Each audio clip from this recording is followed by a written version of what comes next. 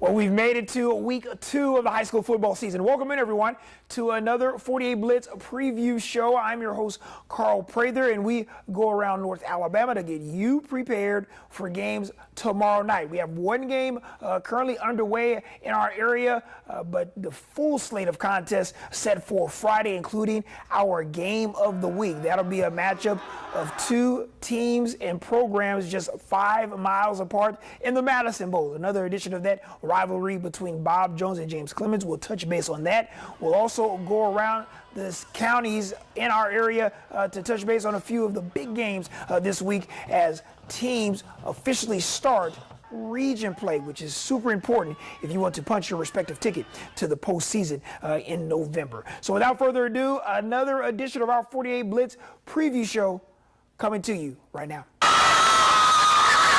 Madison Bowl, Jets, Patriots, bragging rights on the line. The 11th edition of this contest set for Friday night under the lights at Madison City School Stadium.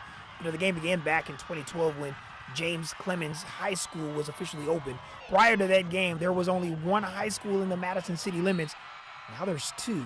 And what makes this game that much more interesting, both teams are in the same classification, the same region this year at the Class 7A Region 4 level. You know, the Patriots will be the home team coming into this season's game. The Patriots beat the Jets last season, but have also split the last 4 games of the series. Bob Jones leads the all-time series 7-4. Both coaches understand the rivalry and are excited for a chance to win a rivalry game Friday night. You know, it is a rivalry game, and so the kids are going to be excited on both sides. As always, I think it's going to be a 4-quarter game, a hard-fought game. We've been in 2 fourth-quarter games the last 2 weeks, so I feel like we can draw from that experience. It's going to be an electric atmosphere, you know. Both the students, you know, everybody's going to be at the game, the community. And, you know, these kids know each other. They went to school together and played against each other probably since youth league. So it's going to be exciting. You know, we're going to get their best effort and they're going to get our best effort. So, you know, so it's going to be a good football game. And we just got to go out and do the things we have to do to be successful. We've come a long way in a short time. And, you know, I really am proud of where our school is and our community. But, you know, you're starting to see a little bit more tradition. You're seeing more kids that have grown up in the community that weren't just transplants, that have actually gone to elementary school and middle school and high school here. So I think, you know, when you start to build a culture and traditions and things like that, that we get the opportunity to do that from the ground level up. The community, you know, everybody knows it. And this is a really friendly rivalry. You know, these guys have went to school together. You know, they competed against each other from middle school to high school. And they probably, a lot of them are friends outside of football. So, again, you know, that's what makes rivalry games. You know, JC hadn't been in existence long, but since they've been here, you know, of course, been in the same school system, it makes it a big rivalry. So our kids are excited about it. I'm sure their kids are excited about it. We're just going to go ahead and try to have a great game. So many other great games across the area, including a matchup between Athens and Decatur. The Golden Eagles started the year 2-0. The Red Raiders come into Friday's game 1-1 under first-year head coach Aaron Savage. The Battle of Highway 31 continues Friday night over at J.P. Kane Stadium. The Hartselle Tigers host the Coleman Bearcats, 102nd game in this rivalry. The Tigers have won 11 of the last 14 games against the Bearcats. And the only 2 remaining undefeated teams in Class 7A Region 4 battle Friday night. The Sparkman Senators host the Black Bears of Austin in each team's first respective region game. Expect a lot of points and explosive plays in that contest. And, of course, we will have you completely covered with our 48 Blitz and 48 Blitz OT show. We go around the valley and check in on all of our teams coming up Friday night. You know, those elite generals are slowly but surely racking up the awards from our 48 Blitz team. Carlin Long won our first Player of the Week award. Now it's his teammate responsible for this week's Play of the Week. Quarterback LaShawn Van has shed not 1, not 2, but 3 would-be tacklers en route to that awesome touchdown run against Madison County. Great effort by Van, and congrats to the League Generals. 81% of the votes for this week's Play of the Week. Well, we have a new Player of the Week, folks. It's Athens quarterback Brogan Gross, who showed out a week ago in the Golden Eagles' non-region win over Bob Jones. How about this stat line? 17 of 25 completions, 250 yards passing, and 5 touchdowns. The Golden Eagles off to a 2-0 start as they host the Red Raiders of Decatur for their first region game of the year in Class 6A. Couldn't do it alone. Had O-line give me time. My receivers made plays, and I just let them do all the work for me, I guess. They made me look good.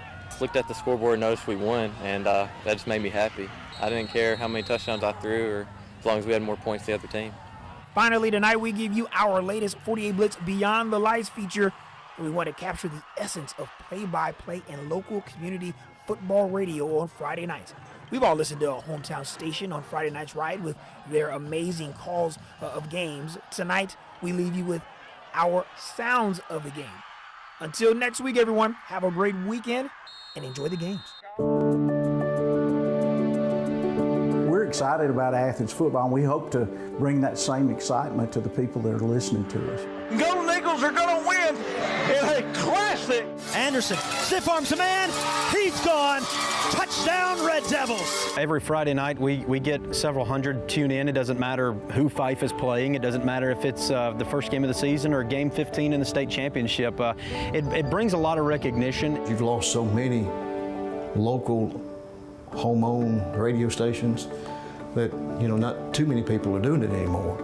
And you've still got a lot of people out there that don't come to the game because they're not physically able. We can help grandmothers, grandfathers that can't get out to watch their children play or whatever the case may be, provide it for someone overseas, whether they're serving in the military or providing aid elsewhere. That's sort of the reason why. I think it's just huge for these kids around here who, after high school, they may not ever get that kind of recognition again. He's chugging. He is gone. Touchdown, Red Devils.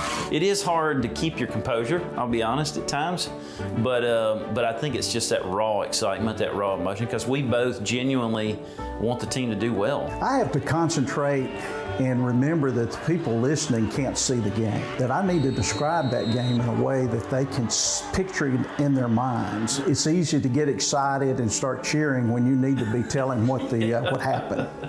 And you forget, like, down and distance and score and some of these things like Greg's talking about, because we'll both get texts sometimes. What's the score? We're so amped up. You capture that 10 seconds, 15 seconds, whatever it is, and you think, my goodness, it's exhilarating. Overall, on a typical Friday night, this place goes nuts. These fans here, they'll pack this stadium out, and you'll hear the rocks and the shakers, you'll hear the pom-poms. Hopefully, people listening will say, man, that must have been fun being there.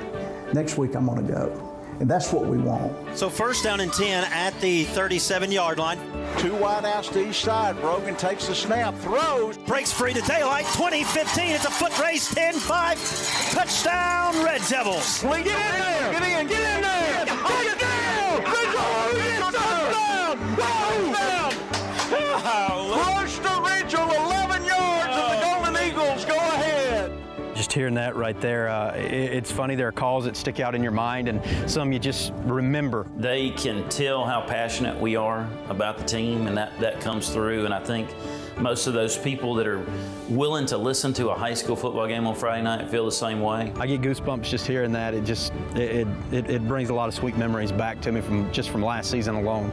I hope that we can convey that same emotion so that they can feel like Greg said, like they're at the game. Touchdown, Red Devils.